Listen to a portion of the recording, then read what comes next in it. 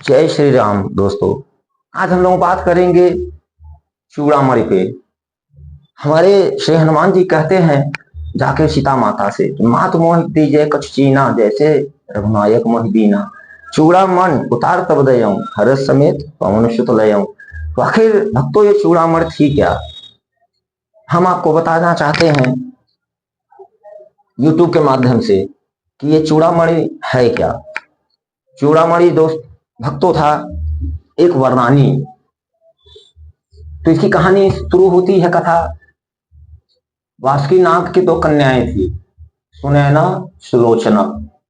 उन दोनों को उत्पत्ति हुआ था सिंह शंभु गण करे सिंगारा, जटा मुकुट अहि और संवारा। हमारे श्री भोले बाबा का विवाह हो रहा था। उस समय सारा श्रृंगार हो चुका, और उनको मुकुट बनाने के लिए कोई चमकीला सर्पों से श्रृंगार हुआ था। उनके लिए एक चमकीला चमचमाता सर्प चाहिए था। तो भक्तों हम आपको बताएं कि हर सांपों में मणि नहीं पाई जाती। अहि जात के जो सर्प होते हैं सिर्फ मणि उसी में पाई जाती है, वो बड़े चमकीले होते हैं। तो इतने में ही शिव जी के दरबार में वासुकी नाग देव आ गए। वासुकी के आते ही नंदी जी ने कहा कि आइए आपका स्वागत है, आप हमारे भोले बाबा का श्रृंगार बन जाइए मुकुट। तो वासुकी नाग हर्ष के साथ चढ़ गए, और जब उधर मुकुट बना के डोरी कसने लगे तो सर मोटा था, पूंछ पतला था, गांठ ना बनती थी। नंदी बाबा जोर लगा के कसे तो वासुकी देव को पीड़ा हुआ, कष्ट। उस पीड़ा में उनके आंखों से एक एक बूंद आंसू गिरे। दो बूंद आंसू गिरने से वहां दो बालाएं, दो कन्या तैयार हो गई। एक कन्या का नाम था सुलोचना और दूसरी का सुनैना। तो वासुकी देव ने सुनैना का विवाह महाराज जनक जी के साथ किया, बड़ी प्रसन्नता के साथ। उस विवाह में देवराज इंद्र आए। तो हम लोग शादी विवाह जाते हैं तो वर वधु के लिए कुछ गिफ्ट ले जाते हैं। वहां पे इंद्र जी ने सोचा कि हम महाराज जनक को सुनैना को क्या गिफ्ट दे। वहीं पर देवराज इंद्र ने वो चूड़ामणि सुनैना को गिफ्ट किया। और चूड़ामणि गिफ्ट करते कहते भक्तों बतलाया था उसकी खासियत खूबी। उस चूड़ामणि में खासियत थी कि इस चूड़ामणि जिस राज्य में रहेगा उस राज्य में त्रिदेव भी अगर चढ़ाई करेंगे, श्री ब्रह्मा श्री विष्णु श्री महेश्वर, तो भी जब तक चूड़ामणि जिस राज्य में रहेगा उस राज्य पे कोई विजय नहीं प्राप्त कर सकता। तो दुर्भाग्यपूर्ण माता सीता जब रावण हरण करके ले जा रहे थे तो पंचवटी पर्वत पे पहुंचे तो वहां नीचे सुग्रीव हनुमान जी सेना सहित थे, बाल के भय से वहां पे निवास करते थे।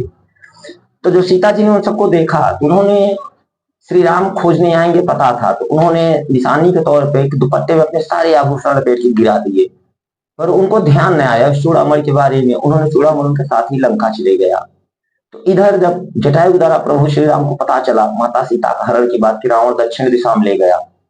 तो श्री राम को तो पता था रावण का घर एड्रेस, चाहते तो वैसे भी भेज देते, पर एक गुप्त रहस्य श्री राम जी को पता था कि सीता जी के साथ चूड़ामणि लंका चले गई है। तो हम लंका पे चढ़ाई करने से पहले चूड़ामणि को वापस लाए। तो माता सीता का खोज करना हनुमान जी को सिर्फ लंका भेजने का अर्थ यही था। दो कारण थे, एक चूड़ामणि वापस लाना, और दूसरा लंका के पार जैसे ही हम समुद्र के पार जाएंगे तो वहां पे एक त्रिकुट नाम का पर्वत था। तो उस त्रिकुट पर्वत पे एक सुबेल नाम का पर्वत था। त्रिकुट में से एक पर्वत नाम सुबेल था, जो समुद्र के पार होते ही सबसे पहले उसी पे उतरना था। और श्री राम की सेना भी वहीं आती। उस पर्वत पे, सुबेल पर्वत पे काल का वास रहता था, और काल पे विजय पाने की क्षमता हमारे भोले बाबा में है। तो वो भोले बाबा के अवतार थे हमारे श्री पवन पुत्र हनुमान जी। इसलिए श्री राम ने हनुमान जी को भेजा कि तात आप जाइए, आप खुद बुद्धिमान है, आपको मैं क्या समझाऊं। इशारों में श्री राम जी ने कह दिया कि आप सारे कार्य पूर्ण करके आइए। तो हमारे गुरुदेव हनुमान जी पवन पुत्र समझ गए। वो पहले जाकर सुबेल पर्वत पे ही निवास किया। वहां पे तुलसीदास महाराज लिखे हैं, शैल विशाल देखिए के आगे, तापर धाय चढ़े भय त्यागे। तो उधर शिव जी कहते हैं हनुमान जी की वर्णन, उनकी महिमा कहते हैं कि उमा न कछु कपि कई अधिकारी, प्रभु प्रताप जो काल नहीं खाई। इसका अर्थ हुआ वहां पर क्या हुआ, ऐसा हनुमान जी ने वीरता किया कि जिसकी प्रशंसा माता पार्वती से शिव जी कर रहे हैं। उमा न कछु कपि कई अधिकारी, प्रभु प्रताप जो काल नहीं खाई। तो सुबेल पर्वत पर काल का वास रहता था। तो हमारे पवन पुत्र हनुमान जी ने सबसे पहले जाके उस काल को मारा, और सुबेल पैर को पर्वत को काल से मुक्त करा दिया, ताकि हमारी श्री राम जी सेना सब यहाँ आएंगी। अगर काल रहेगा तो सेना को काल ग्रस जाएगा, तो युद्ध कौन करेगा, बिन सेना की युद्ध भी नहीं हो सकता। तो काल को मारा। इस बात को मंदोदरी ने भी अपने पति रावण को समझाया था कि जो काल पर्वत पे सेना सहित आ गए हैं उन्हें आप मानव समझ रहे हो। तो पहला काम तो काल को भगा के श्री राम जी का काम ये किया कि सेना यहाँ आए और सुरक्षित रहे। उसके बाद उस चूड़ामणि के लिए गए। तो सारे लंका को जला देने के बाद हनुमान जी लौटते समय माता जी से तर्क में कहते हैं कि माँ तुम मोहि दीजय कछ चीन्हा जैसे श्री रघुनायक मोहि दीना। तो माता सीता समझ गई कि हमारे पुत्र हनुमान जी क्या कह रही हैं, क्योंकि हनुमान जी ने अपने हाथों की श्री राम जी ने अंगूठी भेजी थी, अर्थात सीता जी को आशीर्वाद के रूप में। तो माँ सीता ने सोचा कि प्रभु ने अपने हाथों की कर का मुद्रिका दिया है आशीर्वाद रूप में, तो मेरा कर्तव्य क्या है। तो माता ने अपना मस्तक ही प्रभु श्री राम के चरणों में झुका दिया, अर्थात चूड़ामणि दे दिया। तो हर्ष समेत पवन सुत लयऊ, और प्रसन्नता से हमारे गुरुदेव हनुमान जी ने उस चूड़ामणि को ले लिया। और फिर आगे कहते हैं कि प्रभु के कृपा भयो सब काजू जन्म हमा सुफल भायाजू। हम जिस कार्य के लिए आए थे चूड़ामणि के लिए वो लेके चल रहे हैं।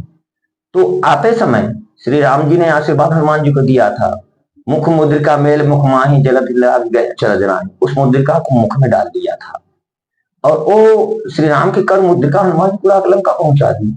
आते समय फिर ताकत चाहिए, तो उन्होंने माता से शक्ति ली, प्रकृति से, आदि जगदम्बा माँ सीता से। तो सीता जी का चूड़ामणि हनुमान जी को श्री राम के चरणों में ला के दिया।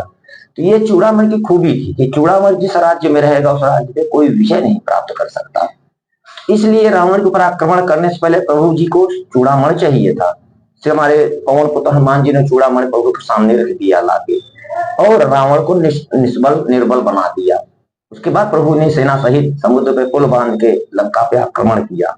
रावण का संहार करके असुरों निश्चरों का मां सीता को वापिस लाके एक बेजोड़ धर्म के स्थापना की, अधर्म का नाश करके, और हम सबको सिखाया कि धर्मो रक्षो रक्षित, जो धर्म की रक्षा करता है भक्तों धर्म भी उसी की रक्षा करता है। तो ये थी हमारी चूड़ामणि की खासियत।